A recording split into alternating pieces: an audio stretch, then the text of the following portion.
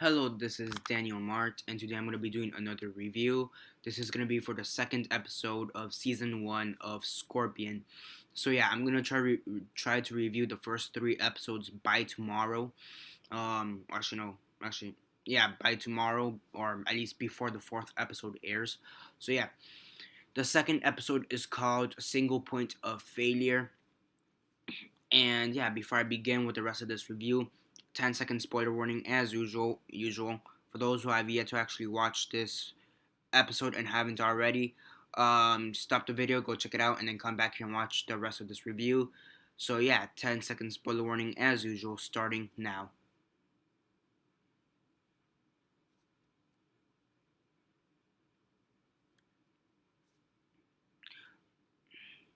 Okay, so 10 seconds are up. So for those who have yet to actually watch this episode and haven't already, please don't comment down below or be messaging me that I never gave you a fair warning because as usual I did. So yeah, basically in this episode you have Scorpions, which is the group from the previous episode. Toby, Sylvester, Happy, Paige, Gallo, and Walter. Walter being the main character, and Ralph, kind of. I don't know. He's like a side or like a sidekick, kind of. Um, I mean, he's like a 10-year-old, so but he's kind of associated with it a bit. So whatever. We have the Scorpions. Basically, that's a group name now. The Scorpions. And they're basically trying to. Basically, they're working for the government, trying to help out the government however they can, depending on the situation or the task at hand that they are given. In this episode, you basically, it seems that basically what happens is the governor of, I believe it's California, because I think that's where it takes place, California. They have their version of the California governor. It seems like his daughter got sick through some kind of biohacking, which I have no idea if that's a real thing in real life. But in the TV show, biohacking is basically like hacking. It's like computer hacking, only for the body. Basically, all you need is a bit of the DNA from the person. You need to find some kind of deficiency, some kind of physical deficiency, and that's how you. And then you give them a terminal sickness, so they could die within like 2 days. Um, so yeah, this guy infects the daughter, three other guys, and he was also planning to infect the governor um, of this California, or this variation of the governor, or whatever, of this California governor, or whatever. Um, yeah, basically the crew, the Scorpions, are trying to figure out who did this, trying to find a vaccine for the daughter and the three other children that are affected, and make sure that the governor doesn't get infected. Because if he gets infected, his would make him die almost instantaneously. Of I assume it would be cardiac arrest or a heart attack, because they said that he has a heart deficiency or some kind of heart deficiency. So I'm assuming heart attack, and they said he died instantly. So heart attack, likely something with the heart, cardiac arrest, heart attack, same thing. So yeah, um, they do end up, saving the day, so to speak, and then at the end, it's a kind of a like it kind of pulls strings. It's it kind of gave me a bit of goosebumps, because all the characters seem to have some kind of inner not inner turmoil, I guess inner turmoil, but like some kind of trouble, like I guess family troubles, I guess you could say, mostly family troubles. Kind of trying to get through this, and I think in this episode it kind of shows them taking one step forward into actually solving their each of their family issues. So yeah, if not family issues, then like their fears or something like that, kind of one step forward into resolving whatever they need to resolve.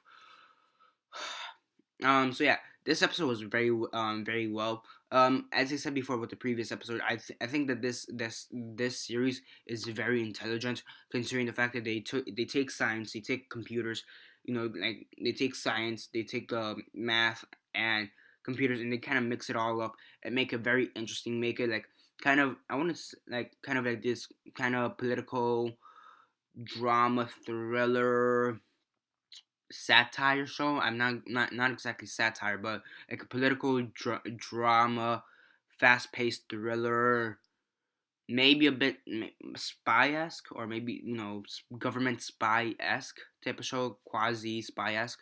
Um, so it takes kind of all these different themes and it kind of combines it together. It's very well done. If you ask me, the writing, which I think it's gonna continue on through the series, they do a very well job with the writing because they have to kind of incorporate these high level vocabulary, of science, mathematics, and computers, and kind of incorporate it into the dialogue these people say and make it seem correct or not, make it seem too smart that it makes us feel dumb. So they do a pretty good job at doing this. You get a lot of character development from each character, which I do think is very important, and it is pretty cool. As I said before, I think in this episode it was mostly family matters or family issues that you got to see from each characters, whether it be death or abandonment, or it was mostly like some kind of type of abandonment, like death or adoption or something like that, or divorce, one of those three variations, but it's mostly abandonment. So yeah, I mean, overall it was a pretty good episode, well acted. I mean, there were a few times, especially a little bit towards more the end, but there were a few times where the acting was not really there. Like it could have been done a little bit better. They started to falter a bit to the end. I do think, I mean, the end was very well done, but I don't think the ending they used should have been used at this point. I think that ending could have been used more for one of the like season finale episodes, like one of the episodes more towards the end. I do think because in the ending for this episode kind of seems like it resolves everybody's issues, and I don't really think like everybody's issues is completely resolved. So the ending, I do think it. As much as I like the ending, I do feel it's a bit out of place. Um, Besides that, the acting does falter a bit more towards the end, but overall, it's a pretty good show. For the most part, well acted. Yeah, for the most part, well acted. Very well written. You ask me, very intelligent. It is fast paced. Not as fast paced as the first episode. But I think that is good. In order to have that character development, you kind of don't need it to be at a very fast pace. But the pacing is very good, and it does flow. The flow of the episode is very good. Overall, a pretty good episode. And yeah, I mean, besides the fact that the ending just seemed a bit out of place for the timing, and the acting kind of faltered a bit towards the end. Besides those two complaints, everything else about this episode was great if you ask me. So yeah, on a scale of 1 to 10, 1 being the worst, 10 being the best, and 6 being decent, I give this an 8 out of 10. I do think it's pretty good, except for those complaints. But besides, that's a pretty good show. If you haven't checked it out, do check it out. It's by Monday. It should be on episode 4. So you do have some catching up to do, but not majorly. It's not really major catching up. So yeah, I mean that's basically the end of this review. That's basically it for this review. Subscribe if you're not already subscribed. I do movie reviews, TV show reviews, and comic book reviews. I do review Scorpion as well as a bunch of other TV shows such as Gotham, Arrow, Flash, Walking Dead, Grace Point, Constantine once it comes out, and Z Nation. And that's really TV show wise. That's all I review at the moment. So yeah, that's basically it for this review. Subscribe if you're not already subscribed. Comment down below on your thoughts on this episode if you've seen it, and if not, why not? And if you have, what are your thoughts? Comment all that down below and let me know. Besides that, like this video, share on Facebook, Twitter, MySpace, or whatever you guys prefer. And that's basically it for now. This is Daniel Mart signing off.